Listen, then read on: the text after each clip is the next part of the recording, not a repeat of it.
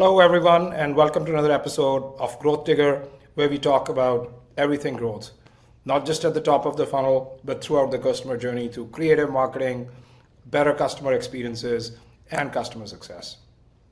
I'm very fortunate to have Ivan, who's also a marketer at heart and by profession as well. He's been doing it for over 15 years. He's the founder and CEO at Comrade Digital Marketing, which has been at the cutting edge of helping small businesses with their growth marketing needs. Ivan, anything would you like to add to your introduction here? Hi, Taran. Very happy to be here. Thank you for inviting me to this episode, to this podcast. You summed it up pretty well. It's been 15 years. I can't even believe it. I guess the only addition would be that we focus on the growth of local service businesses, and we do it with the help of digital marketing. Specifically, search engine marketing is our specialty. And we've been a generalist agency for majority of our journey.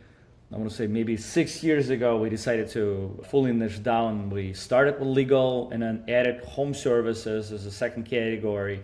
And now we're doubling with healthcare, which would be our next sort of full-on category, but we're already getting customers there as well. Great.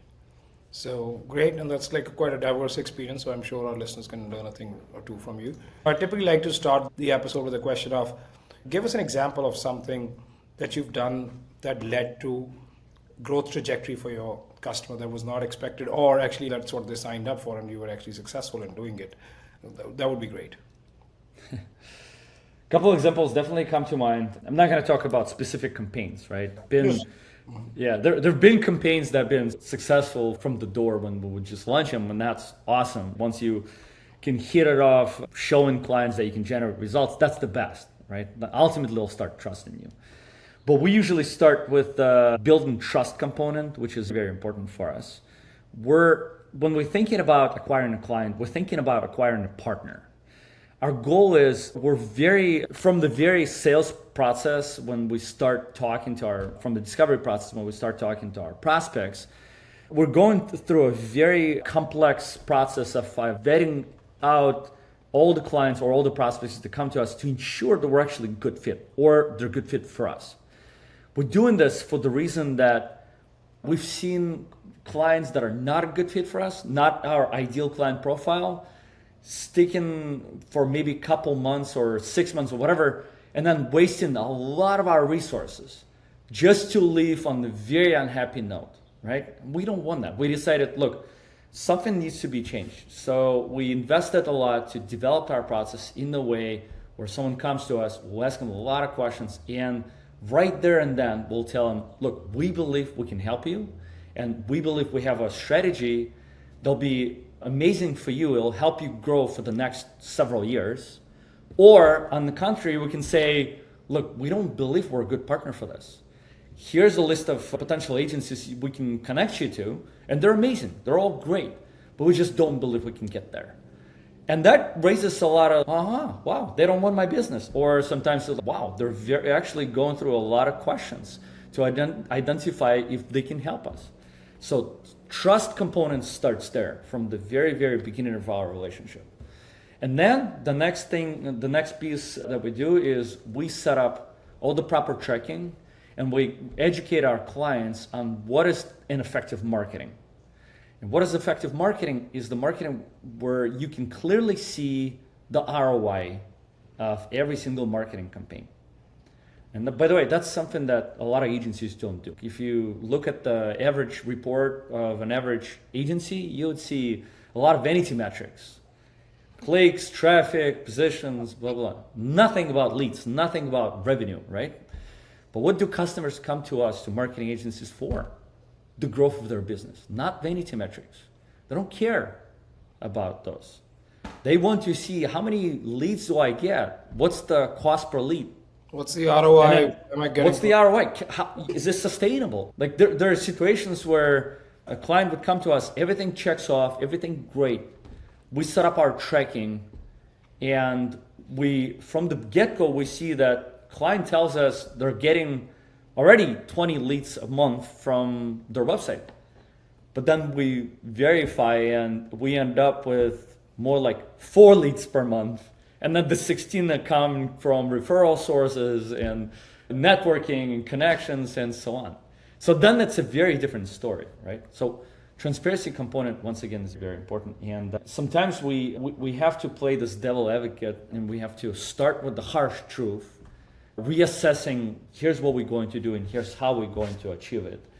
And that builds, I think that builds trust. I think that by understanding that they can trust us, they're okay to wait for the results. Usually in marketing, unless you're like super magician, you're not gonna get results instantaneously. It's all about building the fundamentals, building the foundation, which a lot of our prospects and clients do not have. They lack it. That's why they're there. That's why they're looking for somebody to help them with that, basically. Right.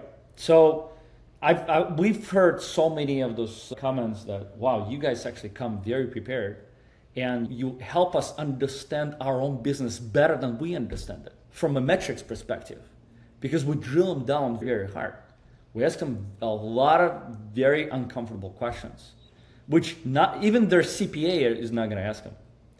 And by doing so, they clearly understand that sometimes they needed our expertise to not only understand marketing, but also understand their business metrics, the unit economics per se. I hope I'm answering your question by giving this more of a generic overview.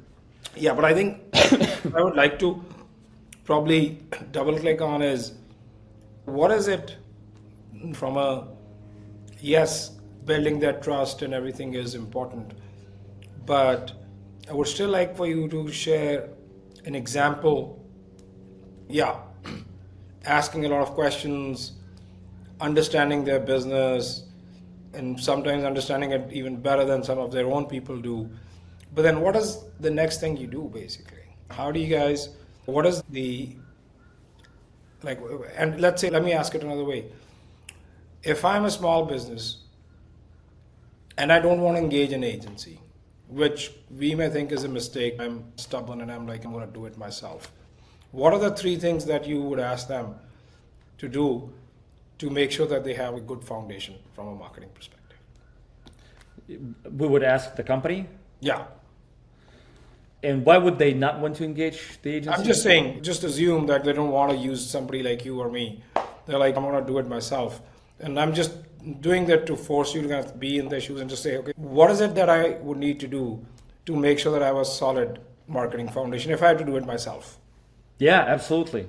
There are a few very important things. Number one, it's all about building brand and brand visibility online. We only do online, right? Let's talk about this. The world lives online these days. I think there is a room for physical advertising, but I think it is diminishing. Right. So in some cases, it doesn't even make sense. Yeah. So you got to think of yourself as an expert. If you are an expert, if you're really good at what you do, then you got to make sure that people believe it. And not only people, Google, everyone believes your story.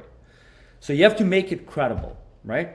You have to make sure you actually have a very solid website with proper Google My Business profile, properly filled out with all the proper information, where you clearly demonstrate how you deliver value to your clients. You need stellar case studies. You need amazing reviews. I think overall content is very important. Case studies, reviews. If you're an expert, your opinions, like how you look at things. Right. And you need what we call a POV, point of view, on your industry. Let's say, what makes you best? Why someone should choose you over someone else? Is it like you have a proprietary technology or proprietary service, or maybe you've been doing this for a very long time and you clearly know, or maybe it's your education, or maybe it's your team, whatever your case is, you need to build thought leadership content, right? And thought leadership content is all around your topics. How do you do service X, Y, and Z? How do you solve clients' problems? By the way, you clearly need to understand who your ideal client profile is. We've seen situations where our clients come to us and they're like, I service this, and everyone else. Then you're not a specialist. You're a generalist. And no one wants, it's okay to hire generalists, but then generalists are usually getting less money. But if you're a Absolutely. brain surgeon, for instance, right? Yeah.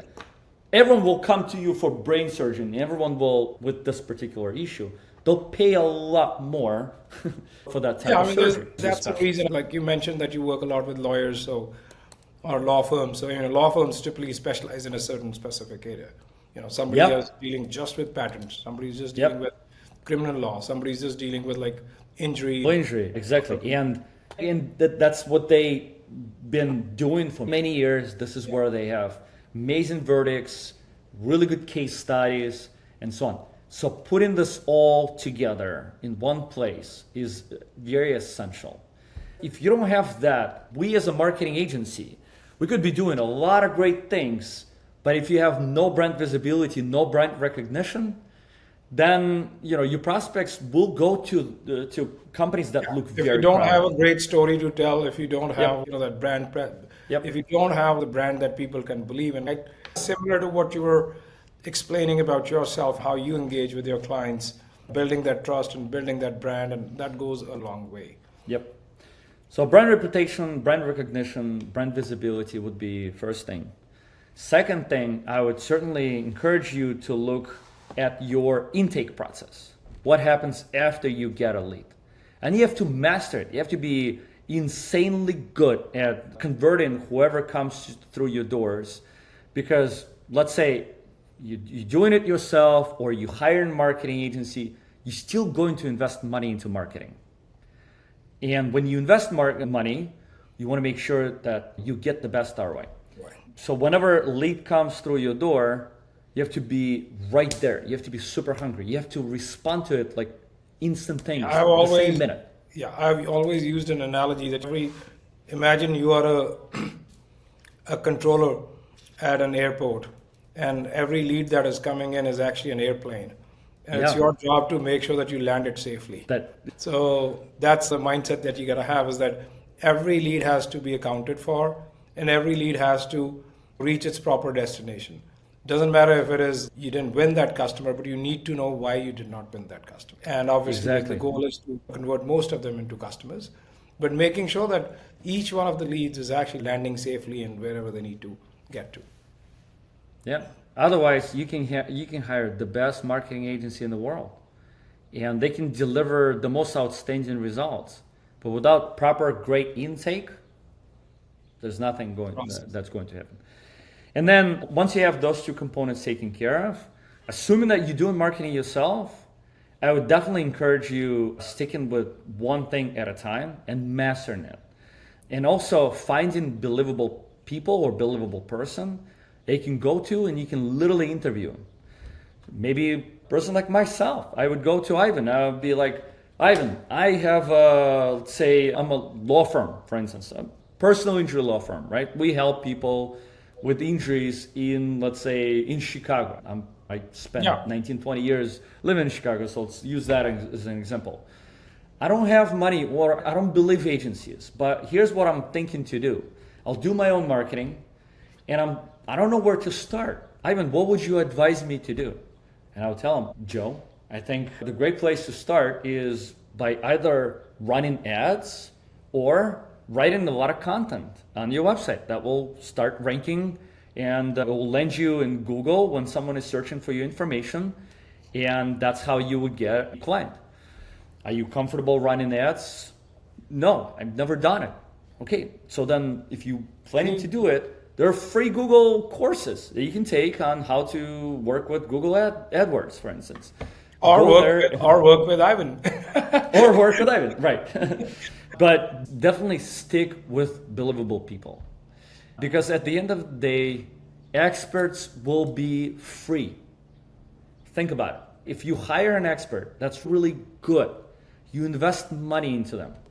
Over time, this investment will be free because what you get in return will more than pay for the expert that you have. That's why the experts get hired for whatever we do in life. So Yep. that's great. Thank you, Ivan. That was wonderful. I hope our listeners have learned a thing.